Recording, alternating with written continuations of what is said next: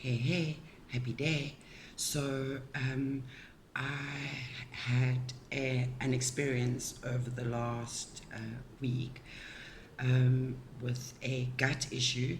This time of year in the part of the world I live in is very hot and humid, so gut issues are quite rife and readily spread as a communicable kind of disease, and cross contamination with all the greetings of family members and friends. Hello, Christmas, Merry Christmas, and Happy New Year, and all sorts, and kissing and a lot more affection usually means we cross contaminating our various bugs. Um, sometimes, so usually the stomach bugs cause diarrhea, but this time around, what people have been complaining about is cramping, a lot of cramping, a lot of gas, um, and constipation. So it's almost like the intestines going to this spasmic state. And so there's very little peristaltic movement going on. So the feces is becoming impacted and it's causing discomfort. So I thought I would do a little Nikki Nursey video on how to deal with constipation. So let's look at two things. What is constipation? And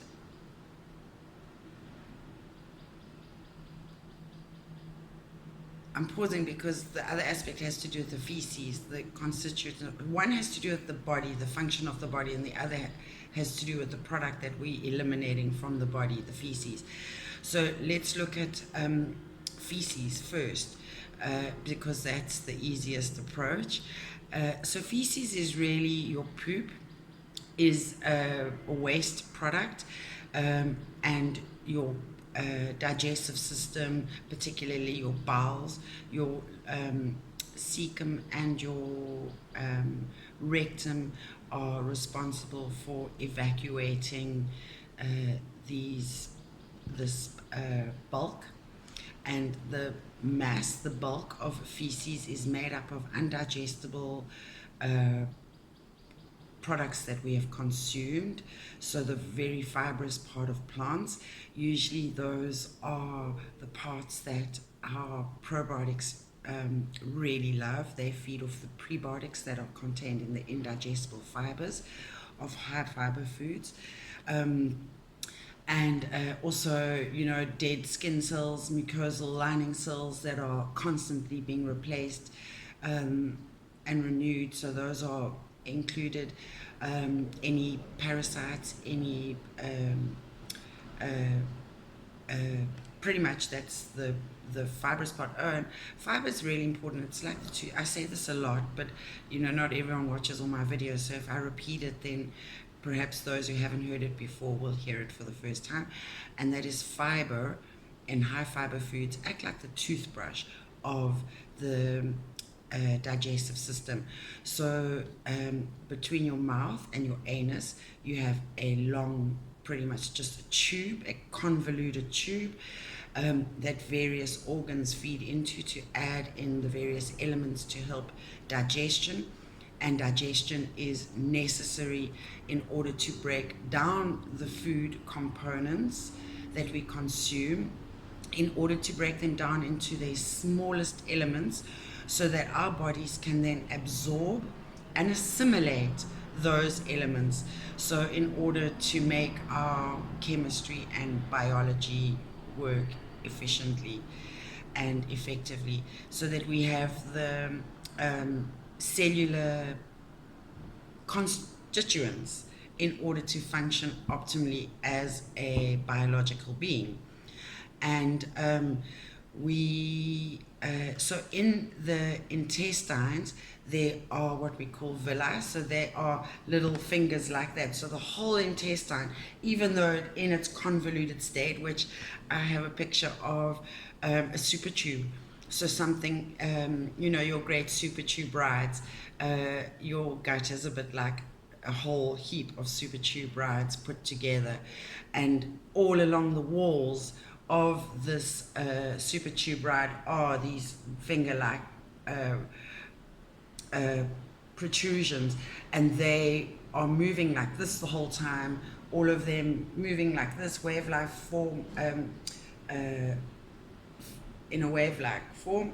And what that does is it helps pull things through the intestines and move them along. And over and above that, so let me finish with the boob. So it's got indigestible fiber. It also contains mucus, so that kind of makes it slippery. And you know, if you think about it, your gut lining needs something smooth so that things can slide along. And then it also contains water. So that's pretty much your poop.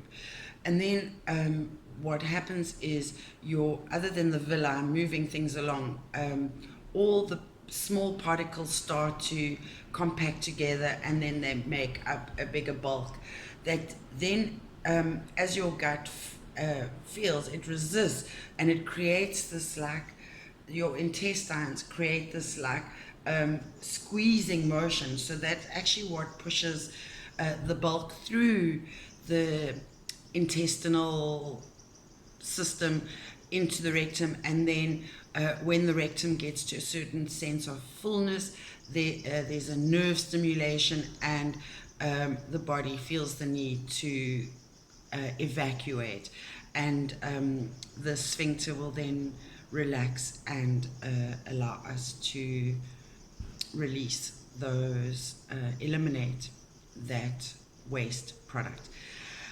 So that's kind of what we're trying to eliminate and how the system is working. And when we are constipated, there are various reasons for this. Sometimes stress. So anytime where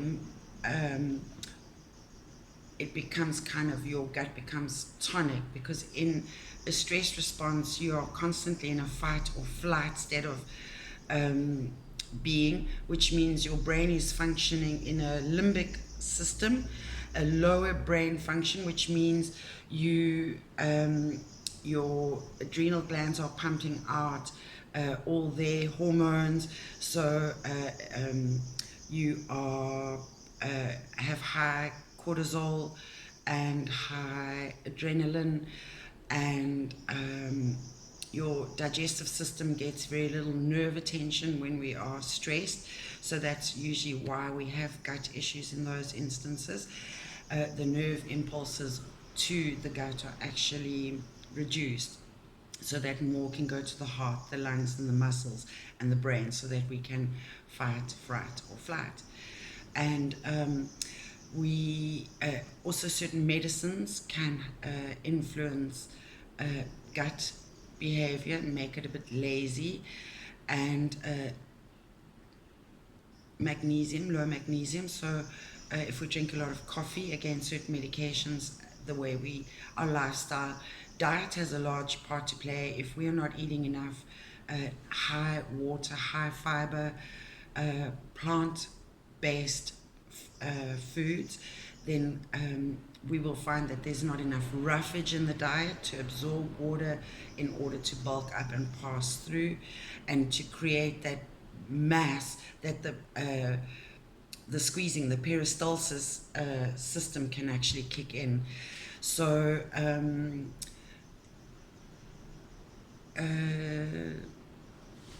yeah, so let's start actually. How do we treat? I think in essence you understand what.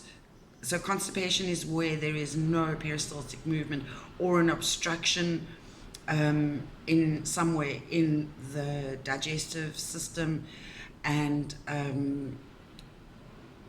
having too little water, too little fiber, certain medications, certainly lifestyle, not doing exercise, because exercise stimulates the systems and encourages them to function better.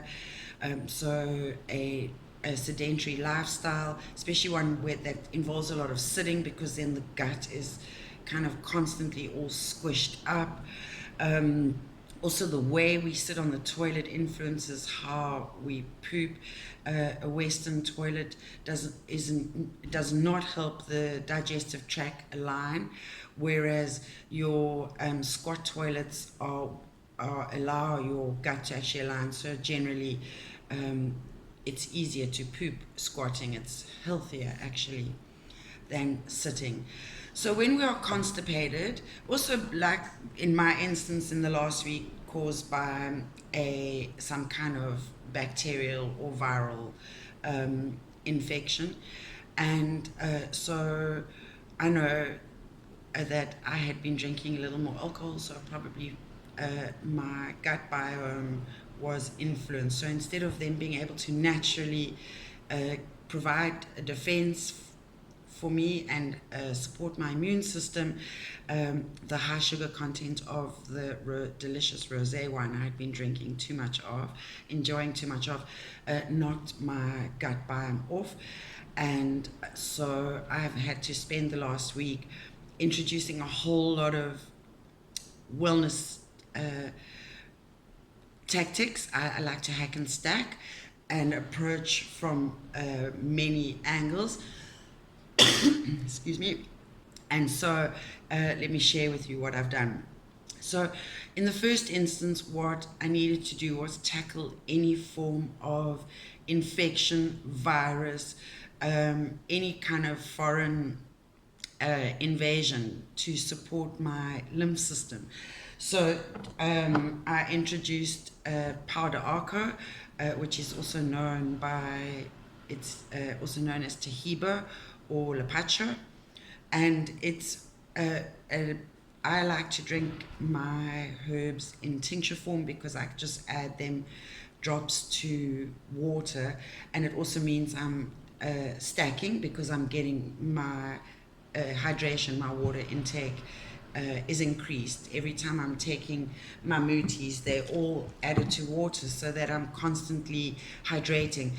What I love about Tahiba is it's first of all, it's the inner, we make a tea or a tincture from the inner bark. It's a tree that grows in South America, and we drink the medicines or the chemical constituents are extracted from the bark. It's good for infections, fever, and particularly stomach complaints because of its laxative effect. It's also good for anemia because it's got a high iron content. In fact, it has a very rich mineral and trace mineral concentrate. It contains magnesium, potassium, calcium, boron, cadmium, zinc, copper, and more. It's also has an anti-inflammatory effect, anti-rheumatoid effect. It's anti-candida, antibiotic, antiviral, good for lupus, asthma, and eczema. It can be toxic in high doses, so please use with caution and not over extended periods of time. I only use it now when I'm treating either for parasite cleanse, or mainly when I'm doing parasite cleanse is when I'd introduce powder arco. And it can, please do not use when pregnant. It can cause abortion. It influences blood clotting. It reduces blood clotting, so it works a bit like arnica. And it also has reproductive toxicity, so it can cause abortion, and also do not use in pregnancy. These things, even though they're available over the counter from a health shop or wherever, you do really need to use these things with caution and do your research first. Don't just read the bottle. Go and there is Google. You can arm yourself with information. So please use cautiously. The same applies for berberine, by the way. It should not be used in high doses, and certainly not over extended periods of time. I wouldn't use powder arco for longer than 3 weeks without having a break. And then I would repeat perhaps 3 months later. do another 3 weeks. And you can do that 3 or 4 times and consider that to be good enough. It stimulates the immune system and it assists in eliminating toxins. So that's powder arca. I love that. The other thing I did, because I like hacking and stacking, I introduced a natural, again, it's a tincture, natural parasite remedy. I really love this one. It's only available in South Africa as far as I understand. A very ethical brand. You can contact me privately, directly, if you want to know my little black book of preferred brands. I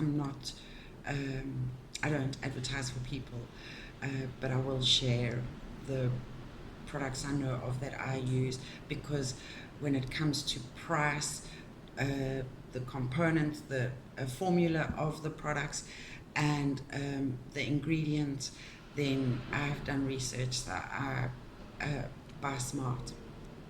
I use my money wisely.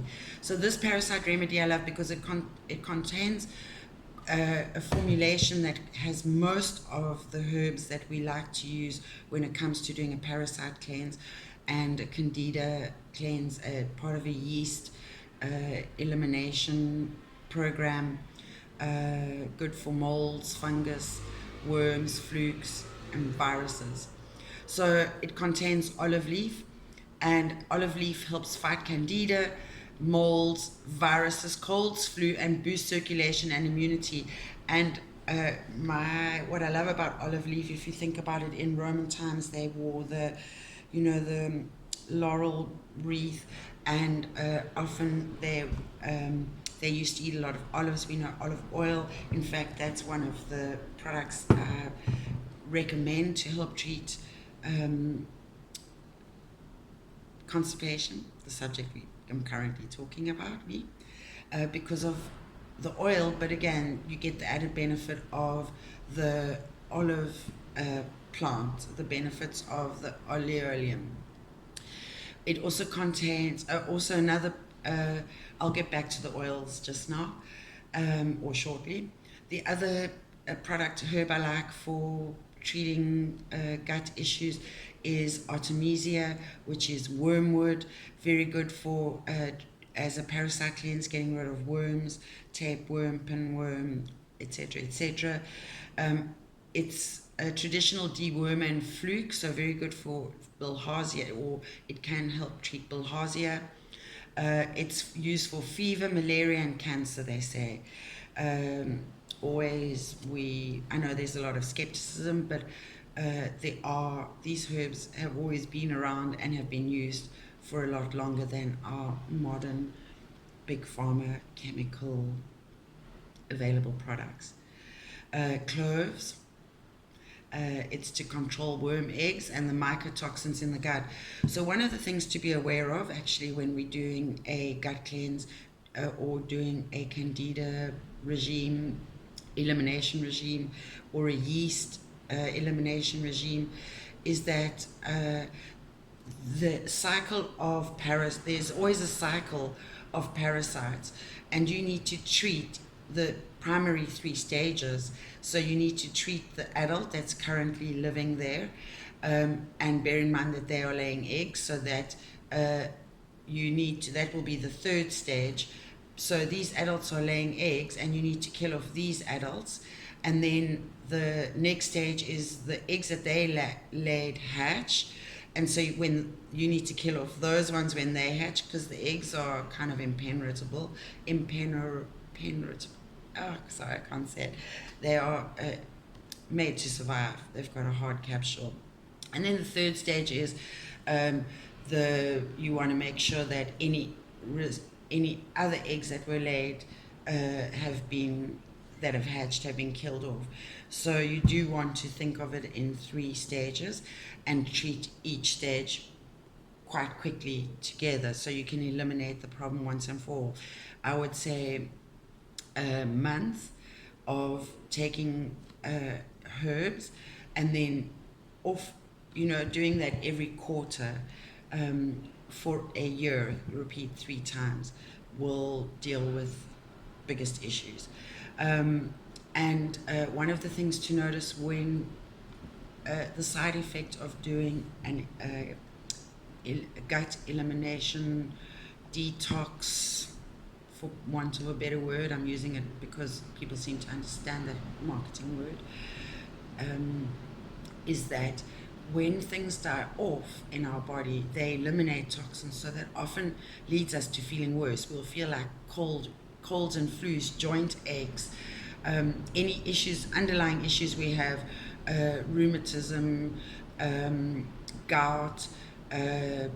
If we are carrying a lot of fat-soluble toxins, we might feel particularly muscular achy and jointy achy. Certainly headachy, bad breath, just generally fatigued, lethargy. This is your body healing and fighting a lot of toxins. So support your body with rest. Allow yourself some downtime when you embark on a program like this.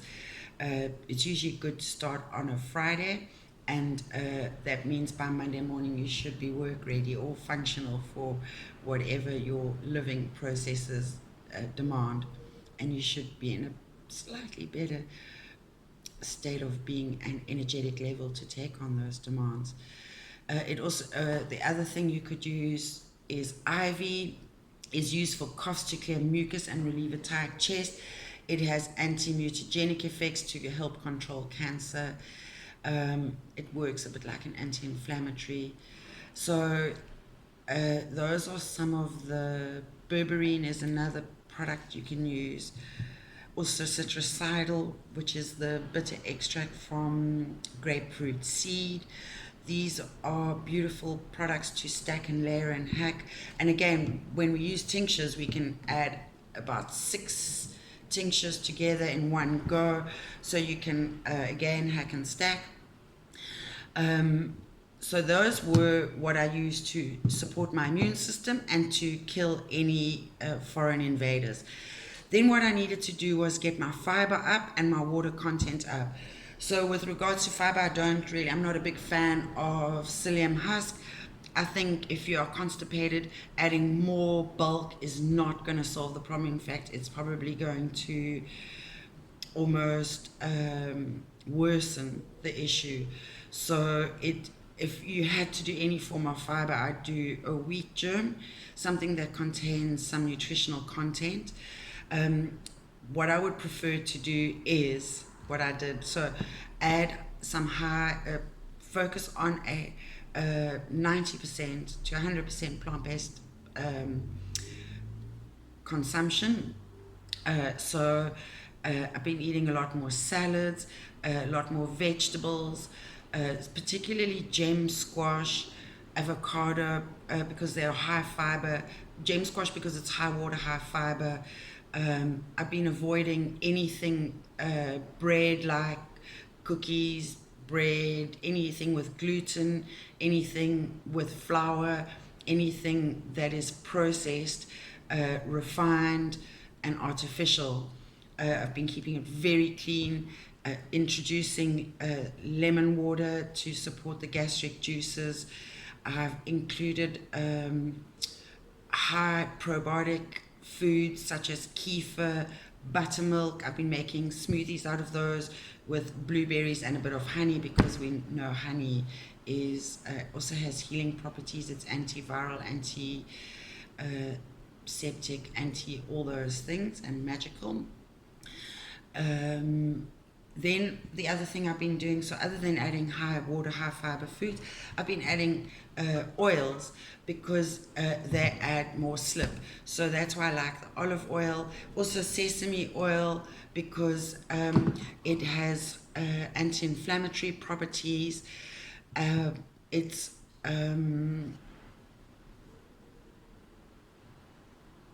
yes, so high oils create more slip and slide. There again, if you were a car, they would do what the oil for your engine does. Just keep everything moving along nicely, rolling along nicely, or smoothly. Then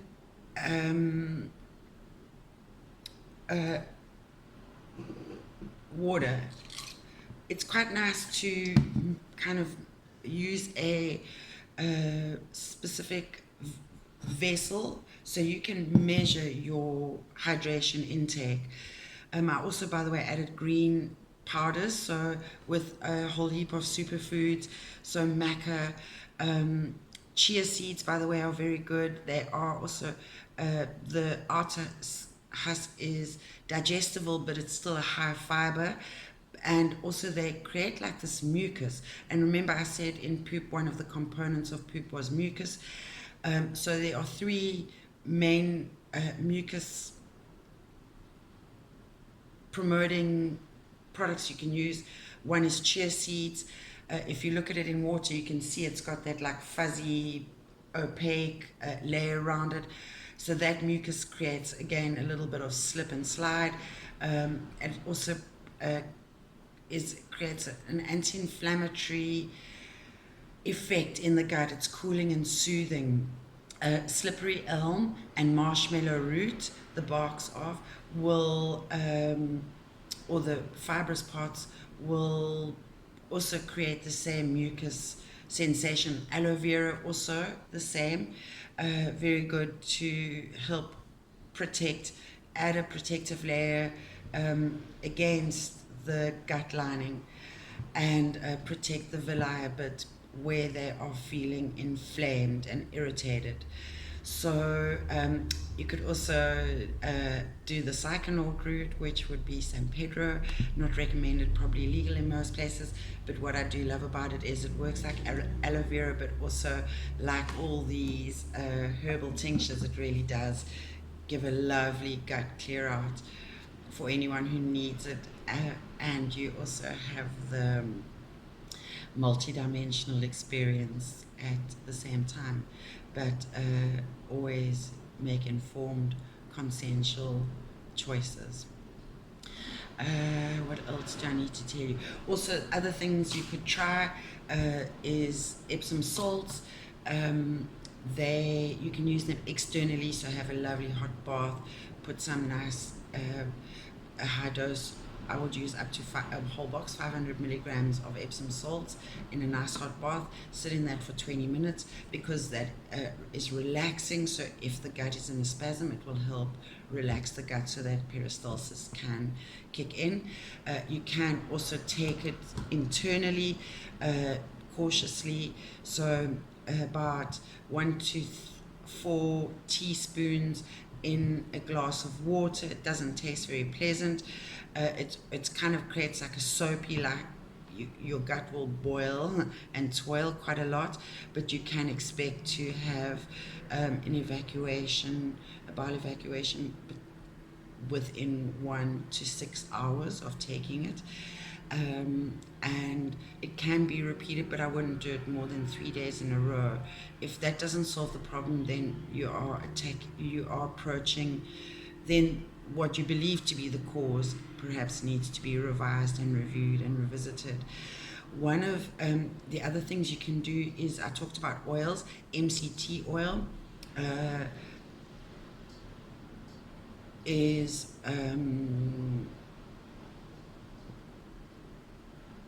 so I'm trying to remember, it stands for triglyceride, MCT. Anyway, I can't remember, so I just hit complete blank. But it comes from coconut oil usually, and what it is it's coconut oil in its triglyceride in its most basic chemical component form. So it's a very fast energy source. If you are working out and you feel like you're hitting the wall, MCT oil will give you some energy. It helps sustain energy, but also really good for constipation. I recommend no more than a teaspoon. If a child is battling with constipation, then a teaspoon in either, if they'll drink the teaspoon, it doesn't taste like anything, it's tasteless, doesn't smell like anything, you can add it to pretty much anything. When you introduce it to your diet, do so cautiously. Build up no more than a tablespoon as an adult to start, and you can build it up to higher quantities. But with children, it works beautifully for constipation, so do try that. If you want to try something a little different, It's very aggravating, not recommended really, but it is something I've played with, and it can trigger hemorrhoids if you have that problem. So avoid if you have already an inflamed, irritable gut. But one of the things I like to do, and I have a healthy gut, is I like to do high dose of vitamin C from time to time. So almost do much more than my body needs. But what that does is that actually aggravates the digestive lining. So if you're already someone who battles with an aggravated gut, then take a buffered vitamin C or an ester C, which is a plant source. So it's not an ascorbic acid. But ascorbic acid will irritate the gut in high doses. So sometimes I like to play around when I'm boosting my immune system. I'll try and work up. I've never made it to 10 grams before, which is 1,000 milligrams times 10 for those who think I'm making a verbal error. Usually we are recommended to take 1,000 milligrams a day. I believe if you have factors like you drink too much coffee, lifestyle stressors, smoking, certain medications, etc.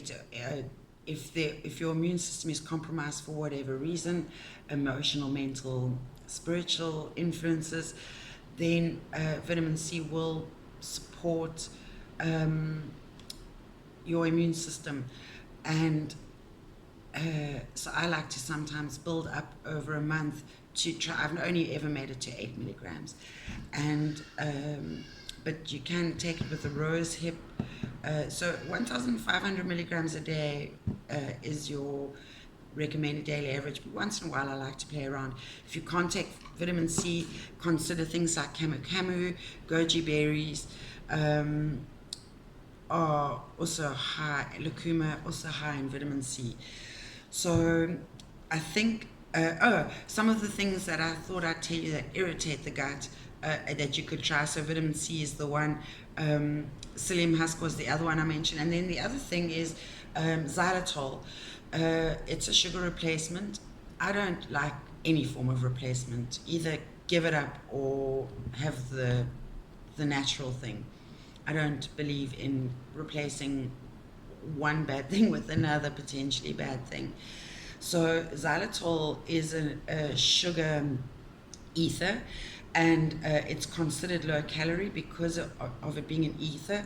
So essentially the idea is that your body will process toxins first. Well, because it's not supposed to affect your pancreas, your glucose functioning. However, where it does come into play of importance that we don't know, or that's not very popularly known, is that your liver, excuse me, is always prioritizing toxins and what to detox. And being an ester in alcohol, if you are drinking and having xylitol or on medications or leading a toxic lifestyle, then your liver is you're going to process that sugar in the same way you would sugar, because your liver is prioritizing other toxins over the ester.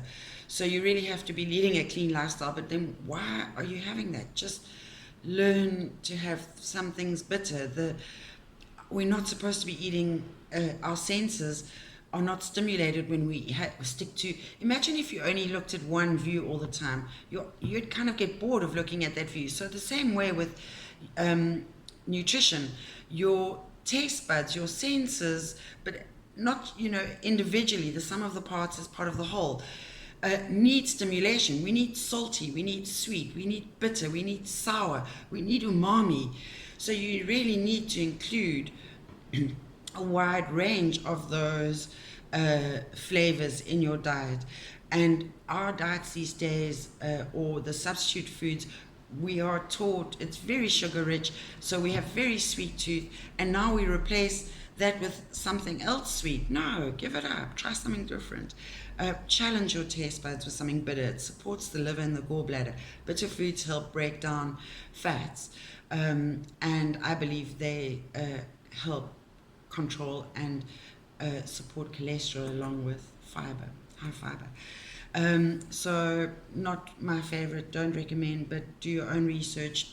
Everyone needs to, different things work for different people. But xylitol in high, excuse me, high quantities or doses can aggravate the gut and actually cause diarrhea. And this has been hella long, much longer video than I had intended. Thank you for your patience. Please, if you have any questions, comments, listen, Nikki B Wellness, this is from nursing background through to many years of self-treating with plants, herbs, aromatherapy, and all sorts, and having a more natural approach, body, mind, and spirit, to health, wellness, and well-being. So please, if you would like to get in touch and learn how to hack and stack your own way through leading a life you love and loving the life you lead, then please get in touch. Always happy to assist where I can. Namaste in Lakesh.